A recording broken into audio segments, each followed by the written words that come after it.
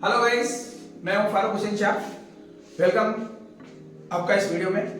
हम आज यहाँ सांख्यिकी के बारे में ओल्ड बुक के अकॉर्डिंग 14.1 और न्यू बुक जो 2024 के अकॉर्डिंग 13.1 के जो सवाल कल्पित मध्य के बारे में पढ़ेंगे। यह हमारा दूसरा क्वेश्चन है। दूसरा क्वेश्चन, किसी फैक्ट्री के 50 श्रमिकों की दैनिक मजदूरी के लिए निम्नलिखित बंटन सारणी पर विचार किया गया है, जिसमें दैनिक मजदूरी रुपए और श्रमिकों की संख्या हमें दे रखी है। दैनिक मजदूरी और श्रमिकों की संख्या के साथ हमें ये है, इसके साथ में आपको ये ध्यान रखना 50 श्रमिक का है। इसका मतलब ऑलरेडी सिग्मा एफ हमारे पास 50 पहले से मौजूद है, जो सवाल के अंदर दिया जाता है। कभी भी चाहे प्रत्यक्ष विधि से करो, चाहे कल्पित से करो, चाहे पगविचलन विधि से करो, हमेशा सर्वप्रथम वर्ग चिन्ह x निकालना पड़ता है। चाहे आप कल्पित विधि से करो, चाहे आप पगविचलन विधि से करो, चाहे आप पगविचलन विधि से करो। माध्य ज्ञात करने के लिए सबसे पहले आपको x निकालना ही है। x निकालने के लिए बेहतरीन तरीका तो यह है कि आप इस सूत्र का प्रयोग करें, ऊपरी वर्ग सीमा प्लस निचली वर्ग सीमा अपॉन 2। मतलब ये जो हमारी बारंबारता सारणी है, इन दोनों में ये है ऊपरी वर्ग सीमा, ये है निचली वर्ग सीमा, इन दोनों को प्लस करना है और 2 का भाग देना है। मतलब 500 प्लस 520 अपॉन 2, इन दोनों को जोड़ने पर हो जाएंगे 1020 अपॉन 2। 1020 में अगर आप भाग देंगे 2 का तो 510 प्राप्त होंगे। ये हमारा x प्राप्त हुआ। इसी प्रकार अगर यहां देखो तो इनका बीच का जो गैप है, वर्ग अंतराल, वो 20 का है। तो एक बार जब निकल जाता है वर्ग चिन्ह, तब हमें इसमें आगे 20 में से 20 ऐड करेंगे तो हमें आगे वाली वर्ग संख्या हमें प्राप्त हो जाएगी। 540 से 560 के बीच में आ जाएगा ये हमारे 550, 570 और 590। एक तरीका तो ये है। दूसरा तरीका एक और है जो आप निकाल सकते हो बहुत फास्ट गति से।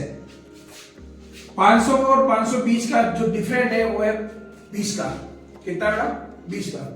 अब 20 के पहले से आधा कर दो 10, और 10 आप चाहें तो इस ऊपरी वर्ग सीमा जो है, इसमें अगर आप 10 प्लस करेंगे, 500 में 10 प्लस करेंगे तो 510 हो जाएंगे, 520 में 10 प्लस करेंगे 530 हो जाएंगे, 540 में से 10 प्लस करो, 560 में 10 प्लस करो और 580 में 10 प्लस करो। इस प्रकार हमारा x जो वर्ग चिन्ह है वो हमें प्राप्त हो जाएगा। उसके बाद हम चलते हैं कल्पित विधि में। जो हमारा सबसे महत्वपूर्ण है वो d निकालने का मतलब होता है x minus a। x minus a, d बराबर x माइनस a यह लिखना है। अब हमें a मानना है। a होता है कल्पित, a होता है कल्पित माध्य। यह हमेशा x के अंदर से माना जाता है। ये जो दिख रहा है x, इस x के अंदर से हमेशा बीच वाली संख्या हमें कल्पित माननी है, हमेशा बीच वाली। तो इधर से 2 ऊपर छूट जाएगी, 2 नीचे। ये देखा जाए तो ये हमारा कल्पित है। क्या है? कल्पित है। तो कल्पित हो जाएगा हमारा 550। ठीक है।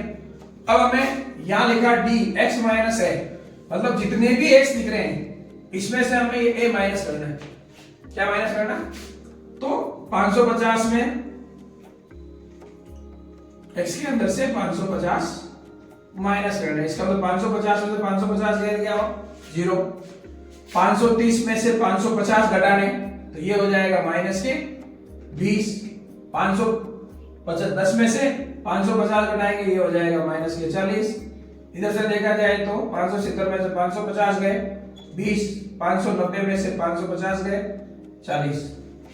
ये तरीका आपको बार बार निकालना है। इसके लिए आप सीधा एक तरीका है, अगर कल्पित विधि का प्रयोग करना चाहे तो इसमें डिफरेंट कितना है? 20 का। कितना है?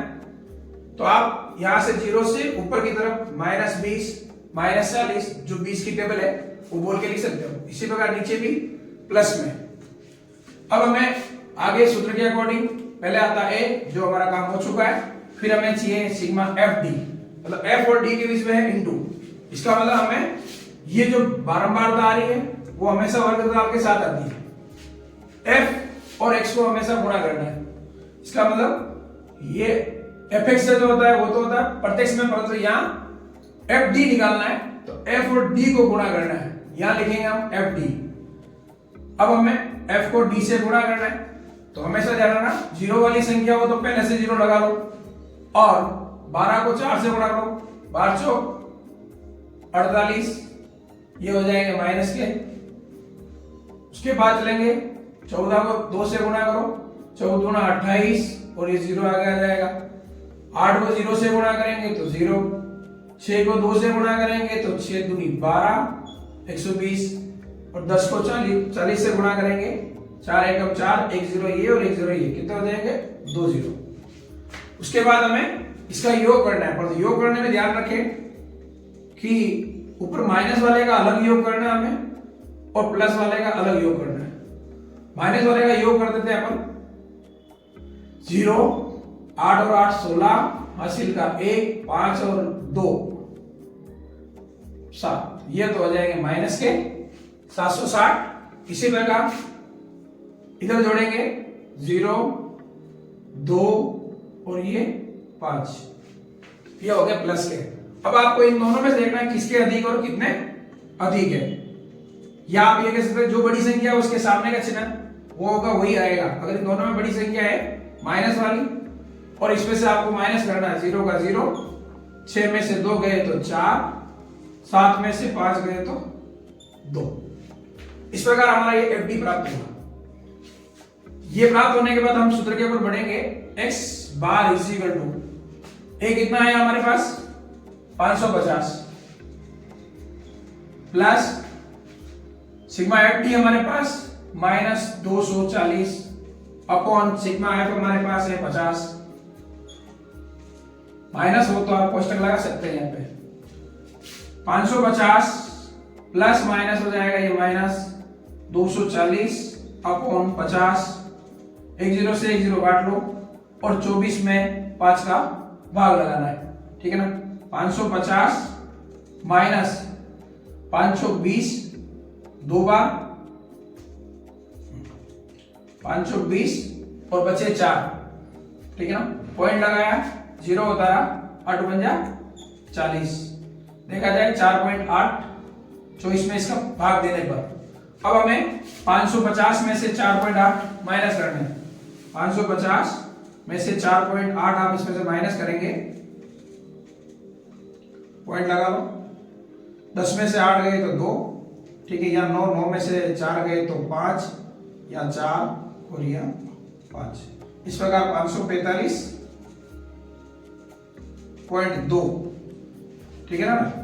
ध्यान रहे जो भी हमारी जो घनत्व दे रखा है, बारंबारता दे रखी है, उसके ऊपर लिखा हुआ रुपए, तो यहां ध्यान रखना हमें भी इसके नीचे जो इकाई लिखनी है वो रुपए लिखे। ये हमारा क्वेश्चन नंबर 2 कंप्लीट हो चुका है।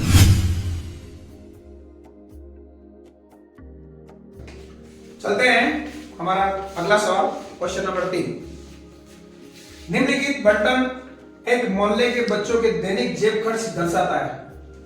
माध्य जेब खर्च 18 रुपए, लुप्त बारंबारता एफ का मान ज्ञात कीजिए। ये एक मोहल्ले के बच्चों की दैनिक जेब खर्च है, जिसमें वो कितना प्रतिदिन खर्च करते हैं। बहुत सारे बच्चे 11 से 13 रुपए खर्च करते हैं, 13 से 15 रुपए खर्च करते हैं, बहुत सारे 15 से 17। इस प्रकार ये एक दैनिक जेब खर्च है। और दैनिक जेब खर्च के साथ हमें इस सवाल में लुप्त बारंबारता एफ का मान ज्ञात करना है। जो ये लुप्त बारंबारता एफ है, यहाँ इसका क्या मान रहेगा वो कभी भी ध्यान रखना। जो भी लुप्त बारंबारता हमें ज्ञात करनी होती है उसके आंसर हमारे पास पहले से होते हैं। उसका माध्य जेब खर्च पहले से निकाला हुआ है जिसका मान 18 है। अब हम इसे कल्पित विधि से जल्दी करने की कोशिश करेंगे। तो मैंने नेक्स्ट वीडियो अभी ऊपर बताया किस प्रकार वर्ग निकालते हैं। अब मैं वापिस वही 11 और 13 इन दोनों को प्लस करना, ऊपरी वर्ग सीमा प्लस निचली वर्ग सीमा, ठीक है। 11 प्लस 13 अपॉन 2 इजिकल टू ये हो जाते हैं 24 अपॉन 2, ये हो जाएंगे 12, ठीक है। तो 12, और आपको मैं बार बार कह चुका हूं, 2-3 बार बता दिया मैंने कि इन दोनों का जो डिफरेंट है 2 का, सभी में 2 का डिफरेंट है, तो आप यहाँ 2 प्लस कर सकते हैं। 2 के बाद 14, 12 में 2 जोड़ेंगे तो 14, 14 में 2 जोड़ेंगे तो 16, 16 में 2 जोड़ेंगे 18, 18 में 2 जोड़ेंगे 20, 20 में 2 जोड़ेंगे 22, और 22 में 2 जोड़ेंगे तो 24। इस प्रकार हमारा x प्राप्त होता है। फिर हमें निकालना है b, x माइनस a, जो मैंने आपको बताया कि हमें इसमें x के अंदर से d को मानना पड़ता है, मतलब d निकालना a को मानना पड़ता है। a का मतलब कल्पित a बराबर जो बीच में इन दोनों के, मतलब इस x के अंदर आपको ये देखना है कि बीचों बीच जो संख्या कौन सी होती है, वो है 18। तो ये 18 अपना क्या हो जाएगा, a कल्पित। अब हमें x के अंदर से 18 माइनस करना है, और मैंने आपको पहले कह दिया डायरेक्ट जहां आपने कल्पित माना है ना, वहां आप डायरेक्ट जो हमारा कल्पित है जो हमने माना उसके लिए डायरेक्ट 0, ठीक है ना, कल्पित के स्थान पर लिखेंगे। जो भी ये दिख रहा है x, जो आपने कल्पित माना है उसके जस्ट आगे 0 लगा दो। फिर उसके बाद ऊपर तो आएगी माइनस की संख्या और नीचे आएगी प्लस वाली। तो ध्यान से देखो इसमें डिफरेंट कितना, 2 का। तो इसका मतलब मैंने बताया 2 की टेबल लिख दो, 2, 4 और 6। इसी प्रकार इधर भी 2, 4 और 6। इस प्रकार आप ये हमारा d प्राप्त हो जाएगा। उसके बाद हमें f और d का गुणा करना है। fd का गुणा क्यों करेंगे, हम इस कल्पित से कर रहे हैं, और कल्पित में है fd, ठीक है ना। fd प्राप्त करना है तो सीधा रहेगा f और d का गुणा करना है, 7 छंग 42, ये माइनस के 42 हो जाएंगे, ठीक है ना। 6 को 4 से गुणा किया 624, और 9 को 2 से गुणा किया 9 दूनी 18, 13 को 0 से गुणा किया 0, f को 2 से गुणा किया 2f, 5 को 4 से गुणा किया 5 और 20, 4 को 6 से गुणा किया 4 को 6 से गुणा 24, ठीक है ना। इसके बाद हमें सिग्मा f निकालना है, f और d, और यहां निकालना हमें सिग्मा f। अब इसे हम जोड़ेंगे, ठीक है ना। जोड़ने पर यह प्राप्त होता है 44 प्लस f, या f प्लस 44, कोई भी लिख सकते हो। इधर भी हमें प्लस करना है, तो मैंने पहले बताया माइनस वाला अलग प्लस करना है, प्लस वाला अलग, उसमें ये 2f प्लस नहीं होगा। 2 और 4 6, 6 और 8 14 के 4 हासिल का 1 5, ठीक है ना। 6 7 और 8, ये तो होते हैं माइनस के 84। इसके बाद प्लस के हो जाएंगे 4, और ये भी 4 प्लस 20, मतलब 2f। उसके बाद क्या हो जाएगा 2f। यहां हमें लिखना है, देखो इन दोनों में से ये माइनस के तो है 84 और प्लस के हैं 44, किसके अधिक है, माइनस के, तो ये माइनस आ जाएगा, और 84 प्लस 2f। इस प्रकार लिखना चाहो तो भी ठीक, नहीं तो आप यूं भी लिख सकते हो 2f माइनस 40। 40 कैसे आए, 84 के अंदर से 44 माइनस करने, बड़ी संख्या के सामने जो चिन्ह है, इन दोनों में से जो बड़ी है, बड़ी संख्या के सामने जो भी चिन्ह है वही चिन्ह ही आएगा। ये हमारा fd आया। अब इस सूत्र के आगे बढ़ेंगे, तो सबसे पहले आता है x बार। मैंने पहले कह दिया था इसका f मुक्त बारंबारता निकालनी है, मुक्त बारंबार निकालने में उसका माध्य पहले से निकाला होता है। तो x बार का मतलब हमारा माध्य, तो माध्य तो मैं 18 दे रखे हैं। उसके बाद बराबर a हमने माना 18